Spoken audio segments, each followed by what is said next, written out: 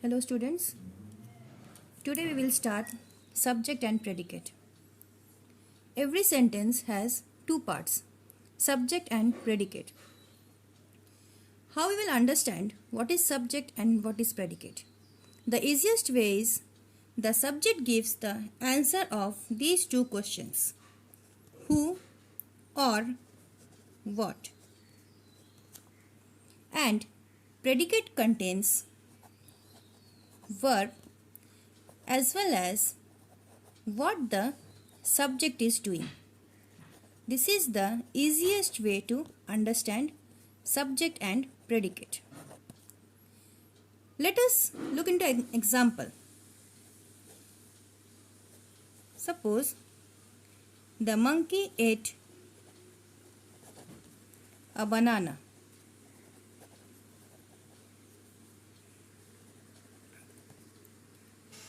What we will do at first, we will have to select the verb.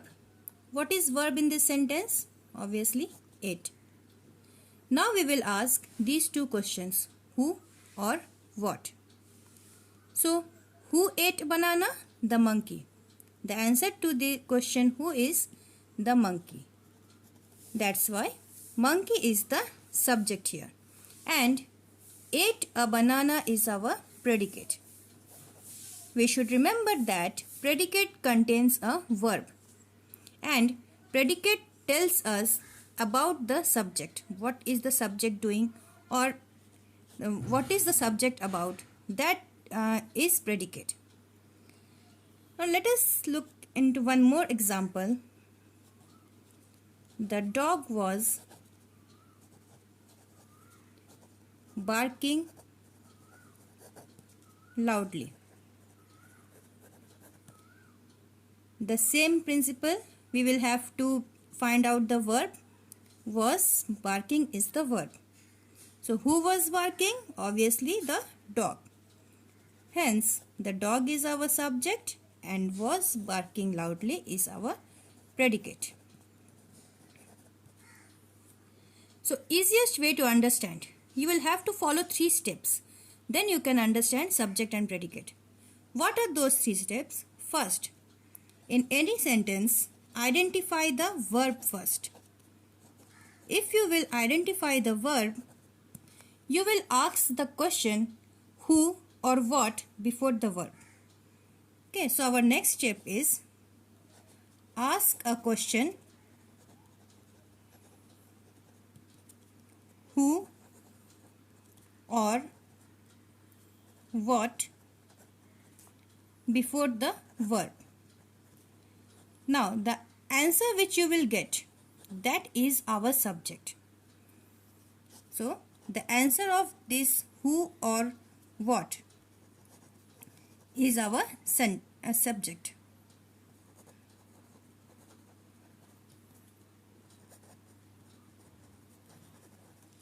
And the remaining part as well as the verb is our predicate.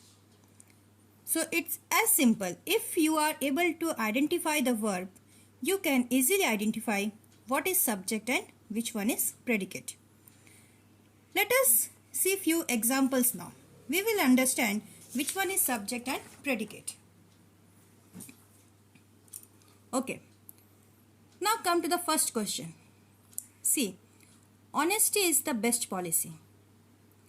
Can you say what is the verb here?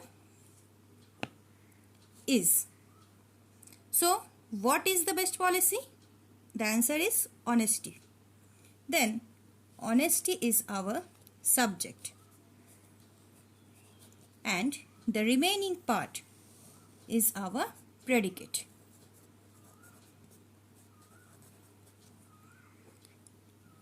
Second sentence. I asked her to call me. Verb here is asked. So, who asked? I asked. Quite clear. Subject and the predicate. Sachi is listening to music. Who is listening? Sachi. subject, and the remaining part is the predicate. Now, it is not always essential that subject will always come at the front. It may come at the last, it may remain in the middle of the sentence. Look at the 4th number sentence. On top of the tree lives a sparrow. Don't just skip on a decision that whatever comes at the beginning is the subject. It's a wrong theory. See, in this sentence, what is verb? Lives. Now, what lives or who lives? A sparrow. So, our subject is a sparrow. And the remaining portion is the predicate. So, see, you can see here predicate is at first and subject is at last of the sentence. Now come to the next sentence. Show me how to do it. This is imperative sentence. Now, where is the subject here? We can't see any subject. It is here. Here the subject is you, which is understood subject. See, you is not mentioned here. But in imperative sentences, always you is the subject, which is understood subject.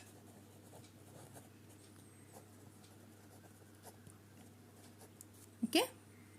So, we can conclude it by saying the subject of the sentence is what or whom the sentence is about.